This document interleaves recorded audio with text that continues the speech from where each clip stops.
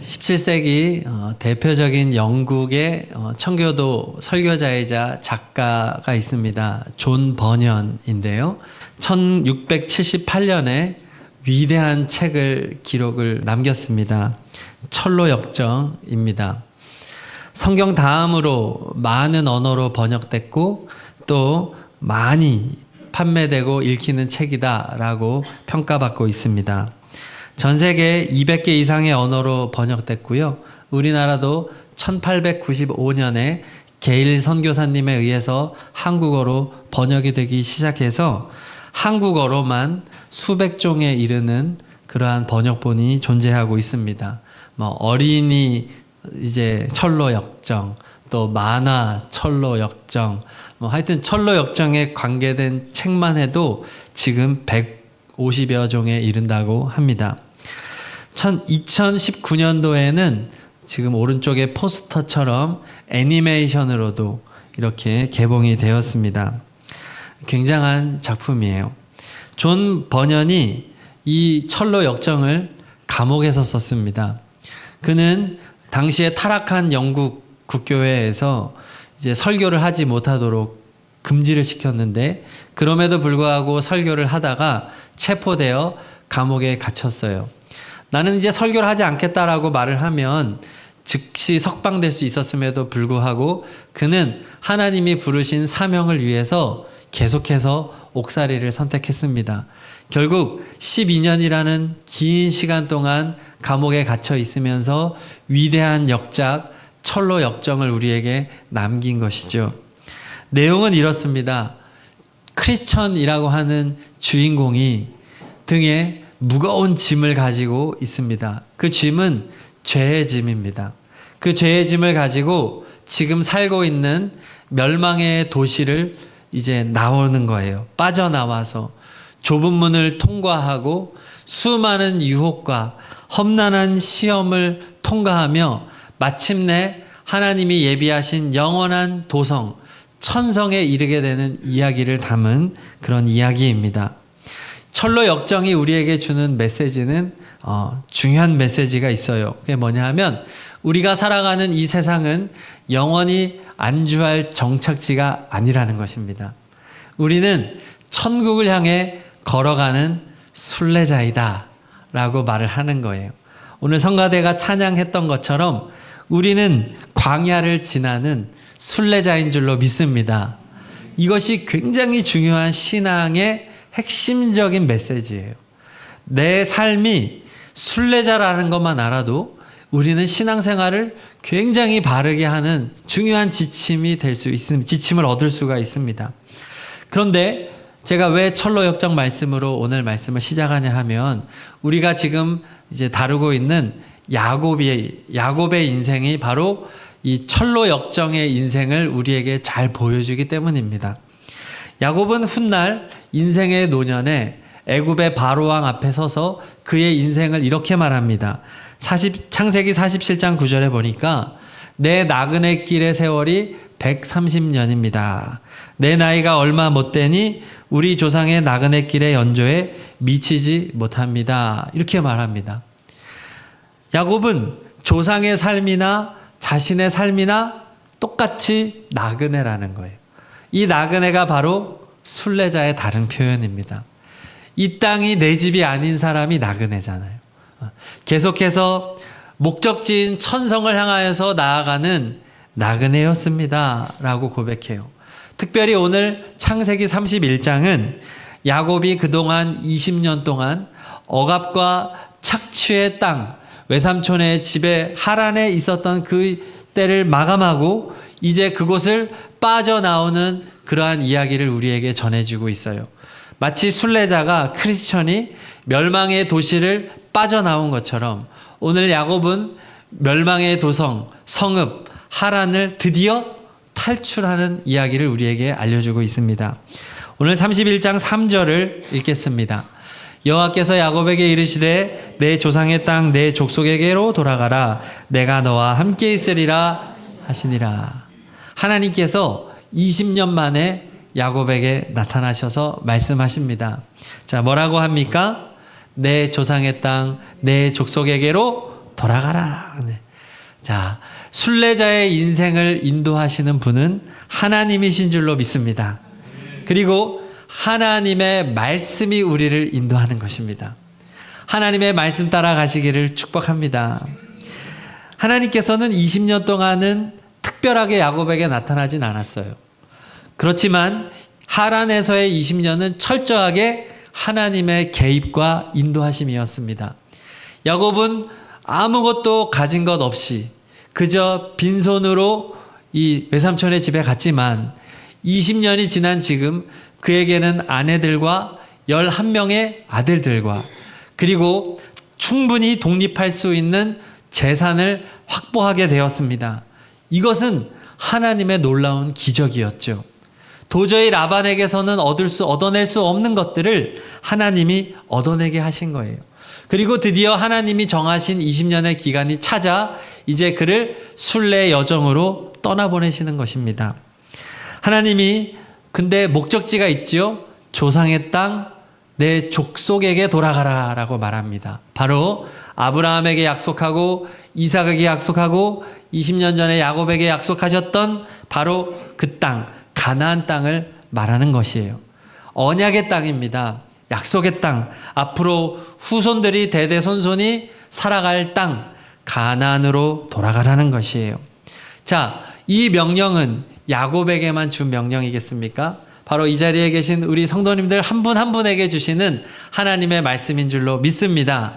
명령이에요. 명령. 내 조상 땅으로 돌아가라. 하나님의 거룩한 초청입니다. 성도 여러분, 그러므로 우리가 이 땅에 영원히 거할 사람인 것처럼 살아가지 마시기를 축복합니다. 이 땅에서 아무리 집이 넓고 아무리 많은 것을 가져도 다 놓고 갈 것이에요. 우리는 나그네로 순례자로 살아가다가 저 영원한 천국에 가는 순례자입니다. 그 여정을 떠나라는 말씀이에요. 비록 고단한 이 땅에 발을 딛고 살아가지만 우리의 마음은 날마다 천국을 향하여 나아가야 한다는 것이죠. 자, 그런데 하나님께서 야곱에게 그냥 등 떠밀어서 가 하시는 분은 아니세요. 오늘 읽었던 3절 후반부에 보니까 안전장치를 해주세요. 내가 너와 함께 있으리라. 자, 이 약속은 20년 전에 동일하게 해주셨습니다. 28장 15절에 고향 땅을 떠나서 외삼촌에게로 갈 때 하나님이 그를 만나 주시사 말씀하셨어요. 내가 너와 함께 있어. 동일한 말씀을 20년 전에 했습니다. 네가 어디로 가든지 너를 지켜줄 것이다. 반드시 돌아오게 할 것이야. 내가 이것을 다 이루기까지 너를 결코 떠나지 않을 거야 라고 하나님께서 야곱에게 약속해 주셨어요.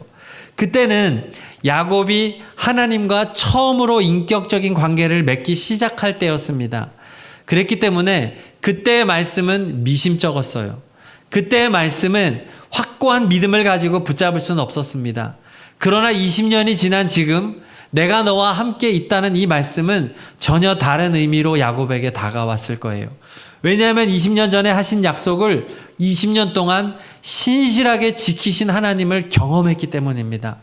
하나님은 얼마나 좋으신 분이신지, 이런 사기꾼 라반의 집에서도 자신을 지키시고 가문을 일구시고 많은 자녀와 부를 이루게 하신 약속의 하나님이기 때문에 다시 한번 하나님이 내가 너와 함께 있다라고 말할 때 야곱은 20년과는 다른 새로운 소망을 갖게 됐을 거예요. 그렇지.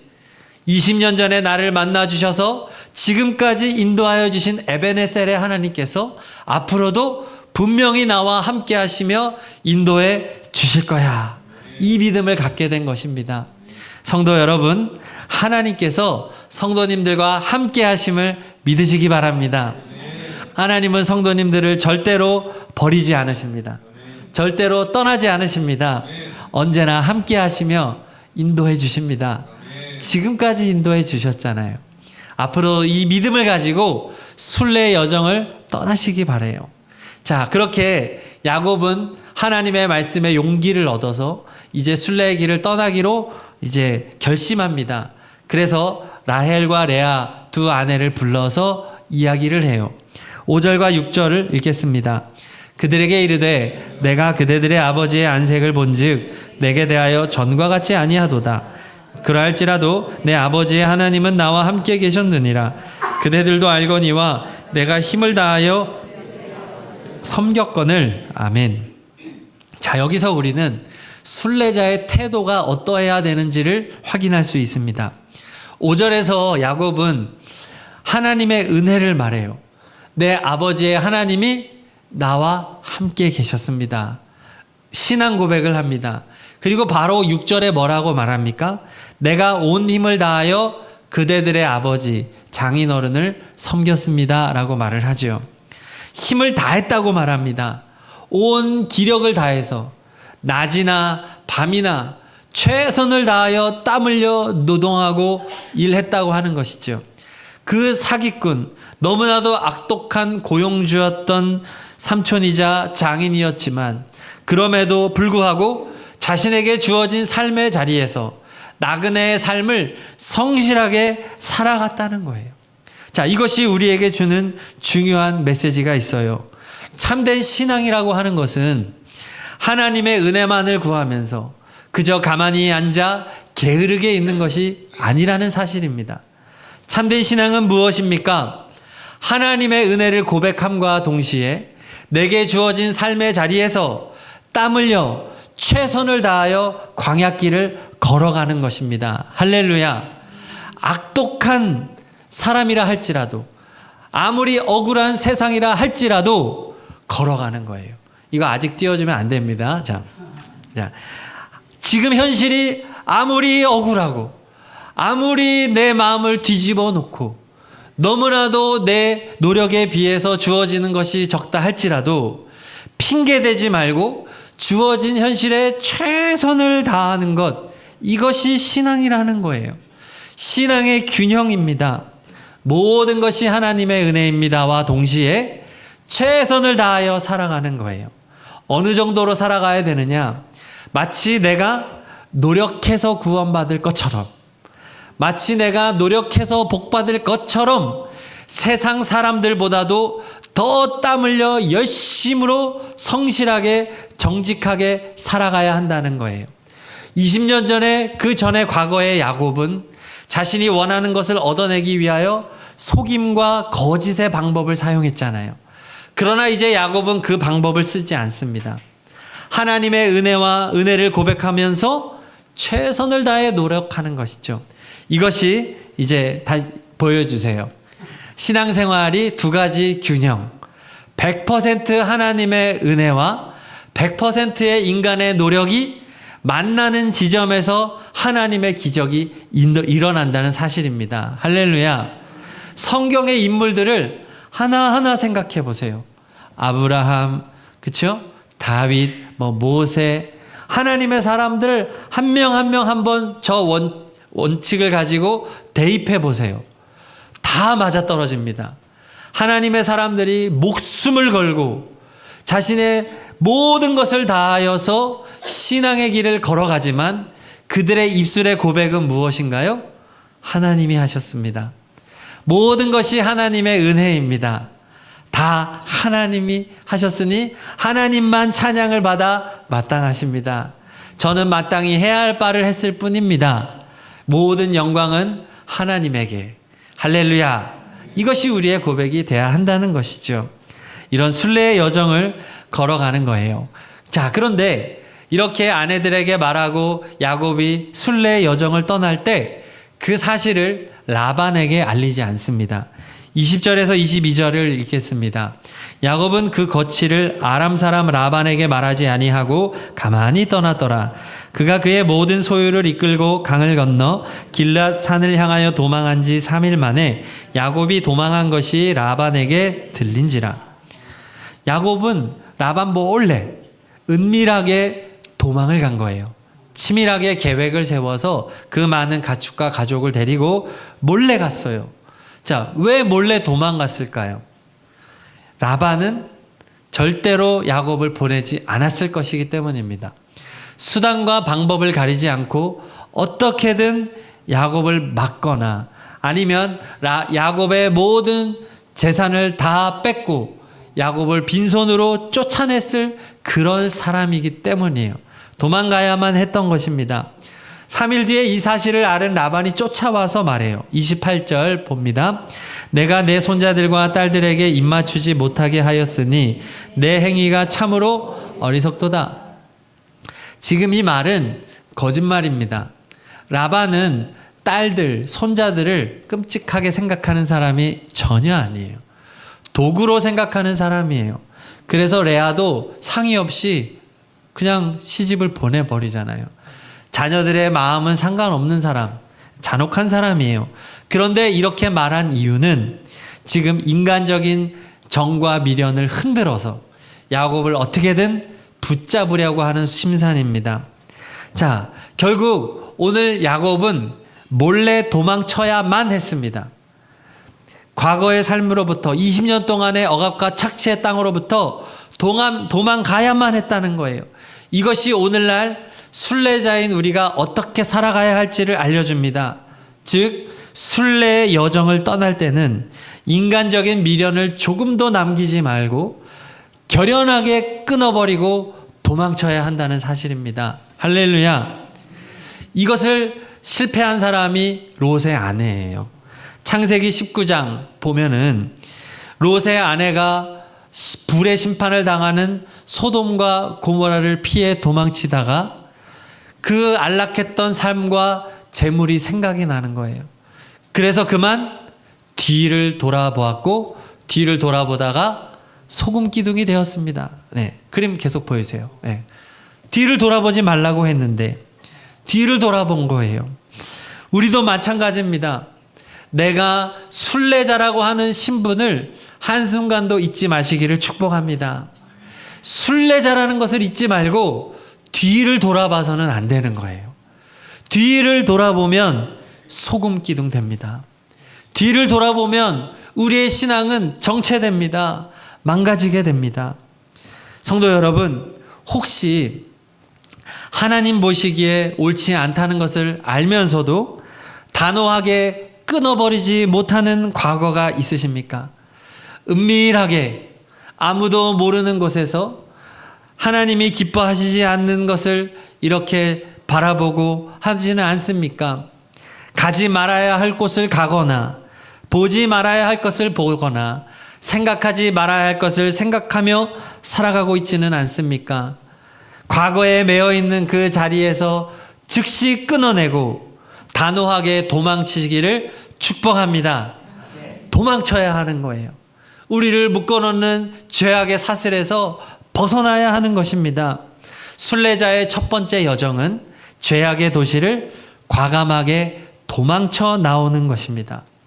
자, 이처럼 단호하게 라반의 집을 도망쳐 나오는 야곱에게 오늘 말씀해 보니까 치밀한 걸림돌이 등장해요.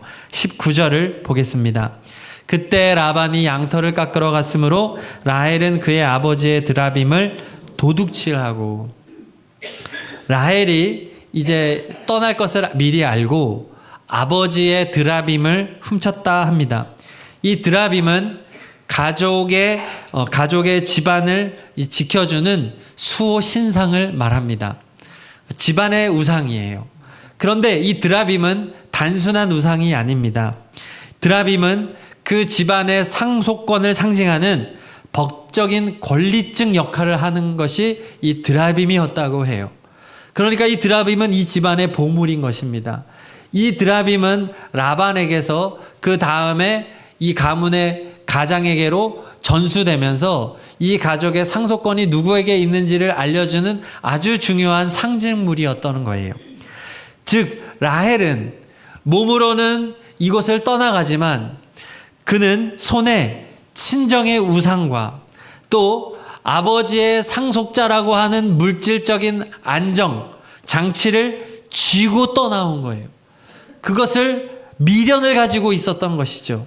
아버지의 재산, 아버지의 소유를 탐내었던 것입니다. 나름 세상적인 보험을 들어놓은 것이에요. 그런데 이것이 앞으로 야곱의 가정에 엄청난 불행의 씨앗이 됩니다. 오늘은 아니지만 우리가 앞으로 그 비극들을 이제 곧 다루게 될 거예요. 성도 여러분, 우리도 순례자인데 이 드라빔을 숨겨놓고 순례 여정을 떠날 수가 있어요. 바로 세상적인 것에 보험을 드는 행동입니다. 하나님보다 더 의지하는 것을 두는 거예요. 내 인생의 미래를 온전히 하나님에게 맡기는 것이 아니라 내 통장의 잔고와 부동산과 직업과 건강과 관계와 자녀 이런 것들을 의지하고 그런 것들을 믿으며 살아가는 거예요. 그것이 바로 우리 삶에 은밀하게 자리 잡고 있는 드라빔인 것입니다. 이 말은 저축하지 말라는 말도 아니고 보험 들지 말라는 말이 아닙니다. 다 하셔야 돼요. 하지만 그것을 의지하지는 마시기를 바랍니다. 그러한 장치들은 미래를 위해 노후를 위해 준비를 하셔야만 하지만 그 모든 것들은 하나님을 의지하는 그 큰 믿음 안에서 이루어져야만 하는 거예요. 성도 여러분, 오직 하나님의 말씀만 의지하시기를 축복합니다. 오직 언제나 우리와 함께 하시는 임마누엘의 하나님만 의지하시기를 바랍니다. 하나님이 우리의 노후 대책이 돼야 된다는 거예요. 라헬이 지금 의지하는 드라빔의 실상이 34절 35절에 나타나요. 한번 같이 읽겠습니다. 라헬이 그 드라빔을 가져 낙타 안장 아래에 넣고 그 위에 앉은지라. 라반이 그 장막에서 찾다가 찾아내지 못하매 라헬이 그의 아버지에게 이르되 마침 생리가 있어 일어나서 영접할 수 없사오니 내 주는 노하지 마소서 하니라. 드라빔을 라반이 쫓아와서 이제 찾아요.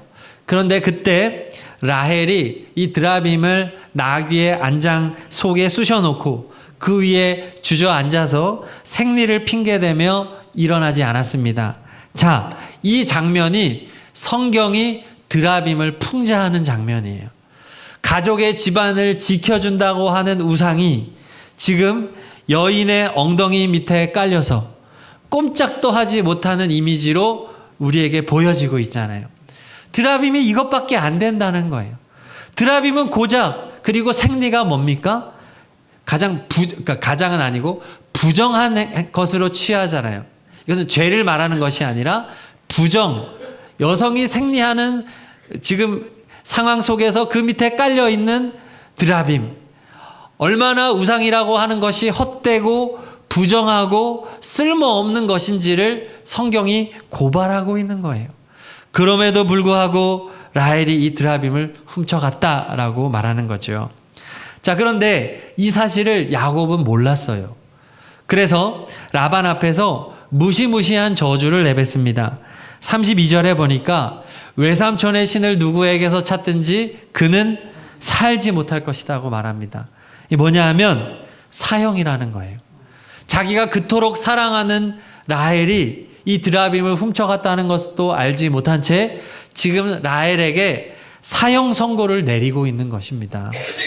만약 라반이 드라빔을 찾았다고 생각해 보세요.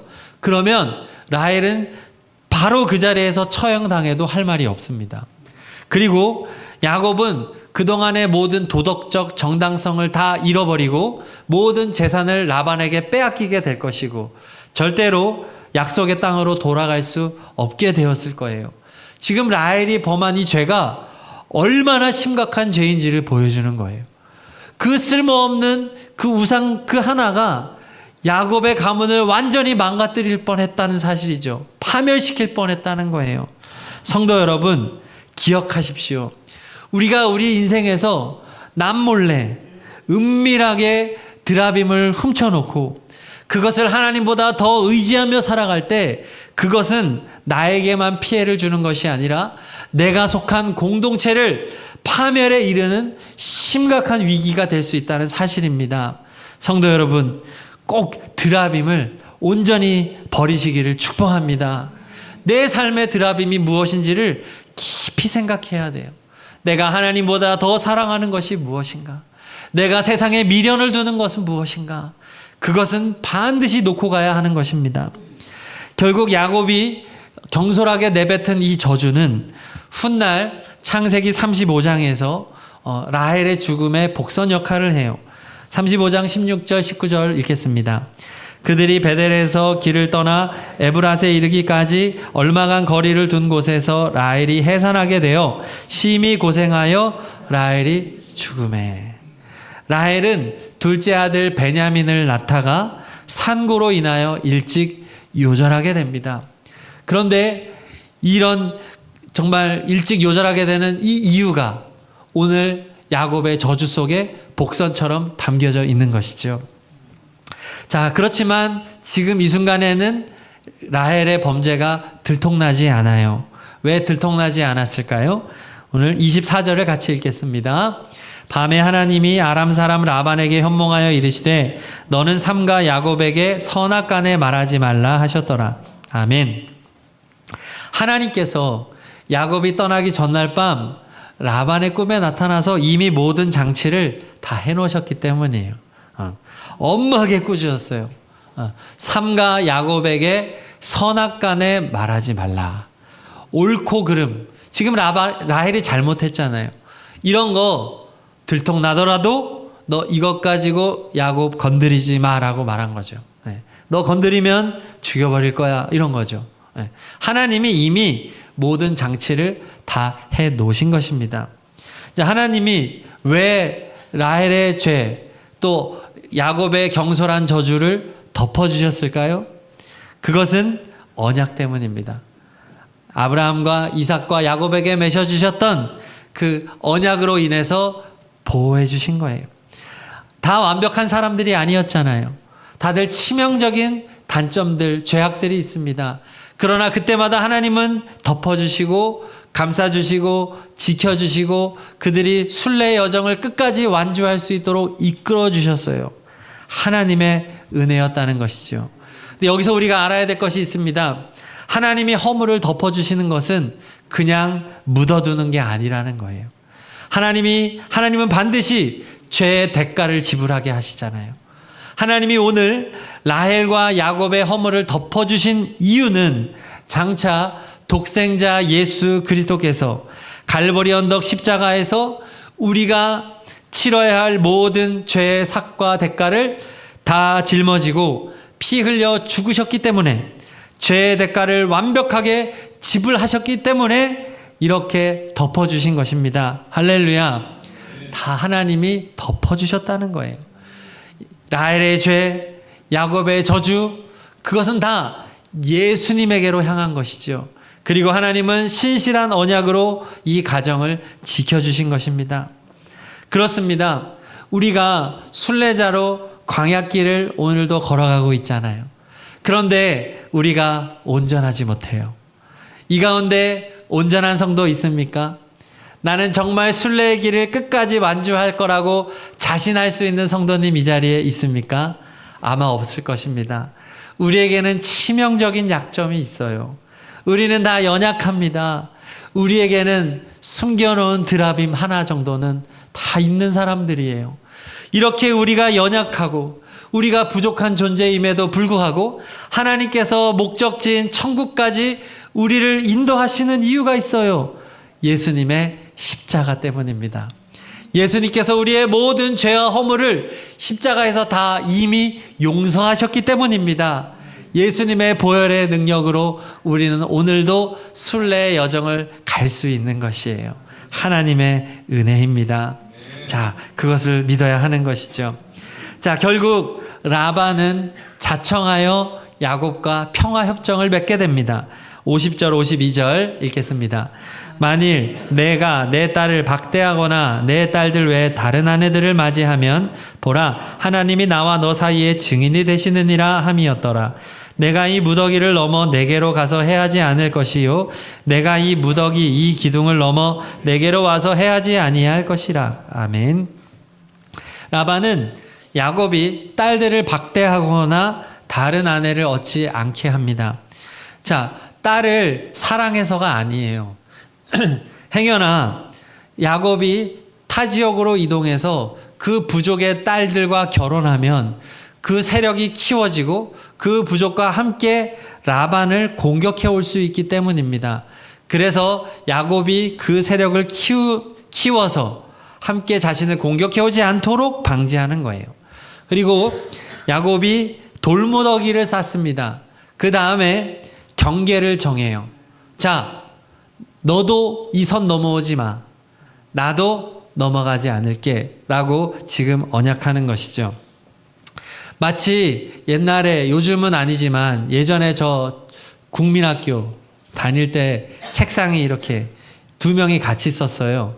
그러면 거기다가 선을 이렇게 쫙 긋고, 힘 있는 애가 좀 넓게 갔죠. 선 쫙 긋고, 야, 넘어오지 마. 이거 넘어오면 다 내 거야. 그러잖아요. 그리고 가방을 이렇게 세워놓기도 하고, 그렇게 선 딱 그어놓고, 넘어오지 마. 나도 안 넘어갈 테니까.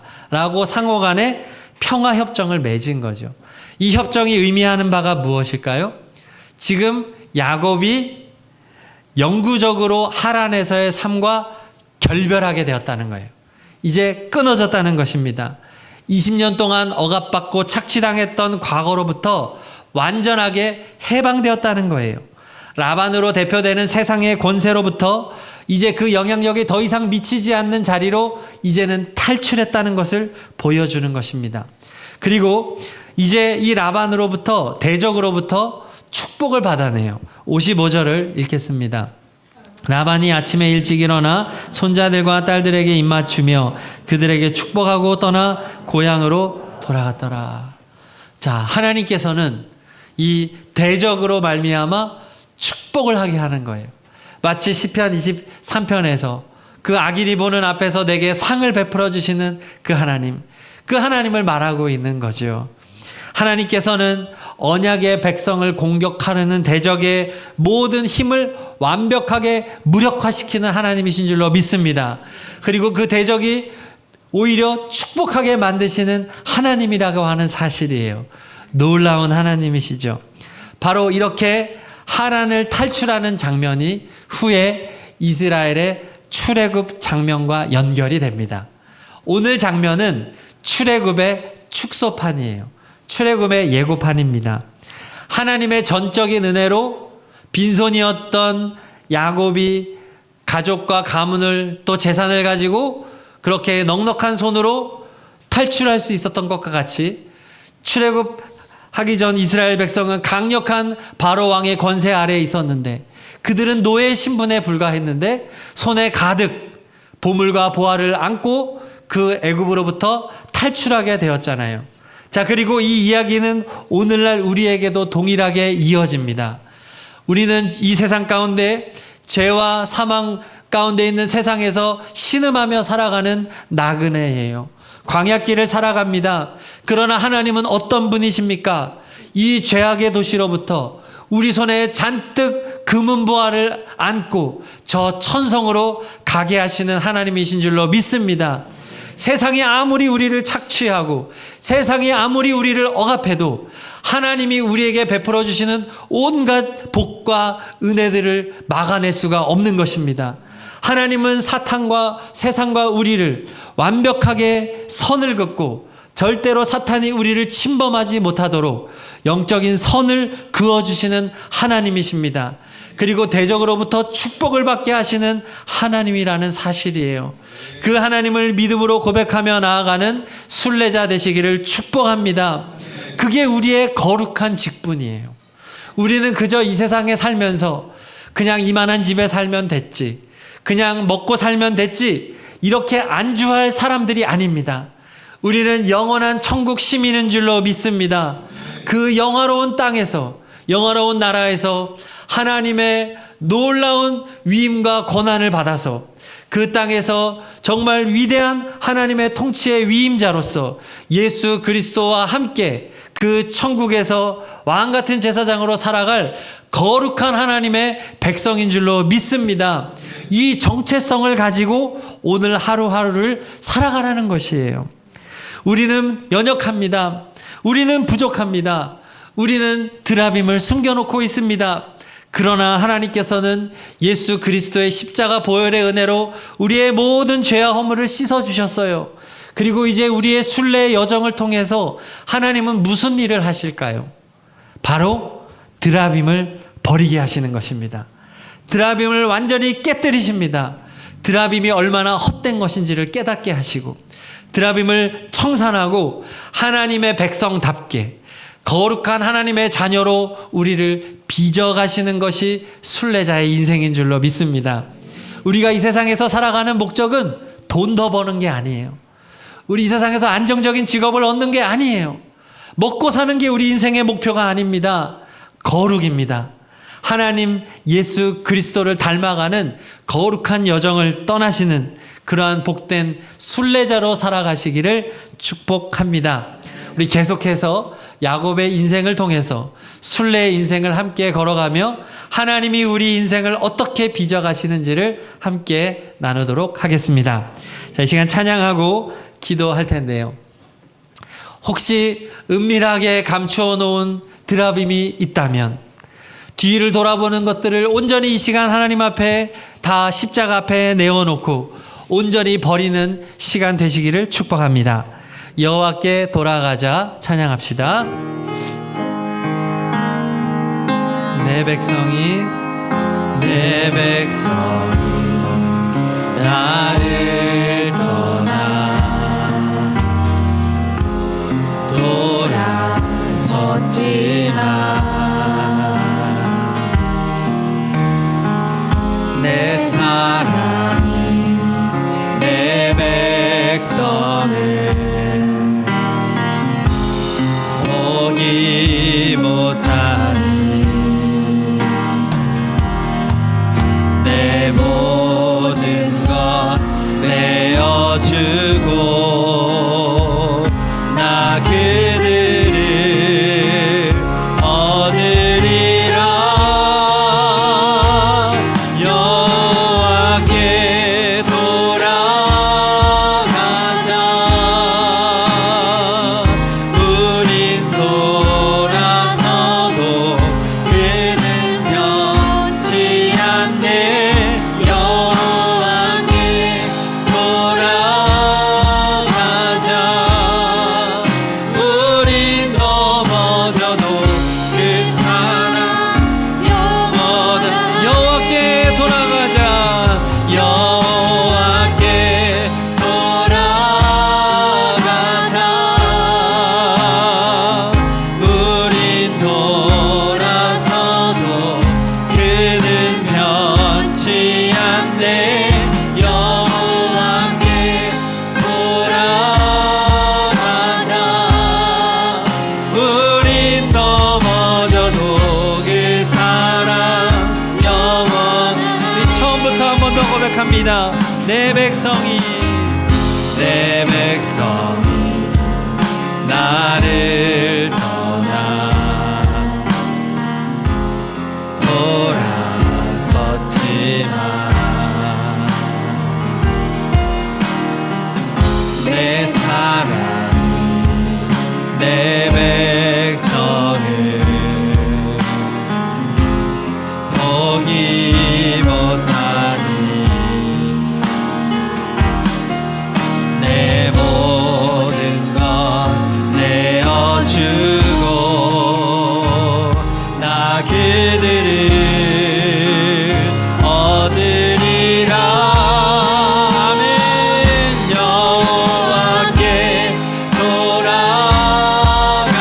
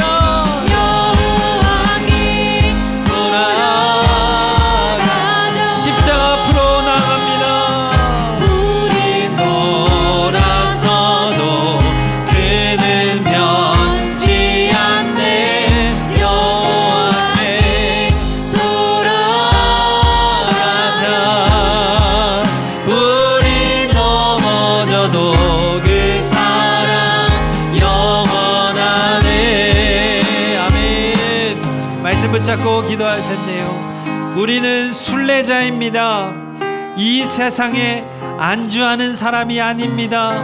영원한 본향 천성을 향하여 담대히 걸어가는 사람들입니다.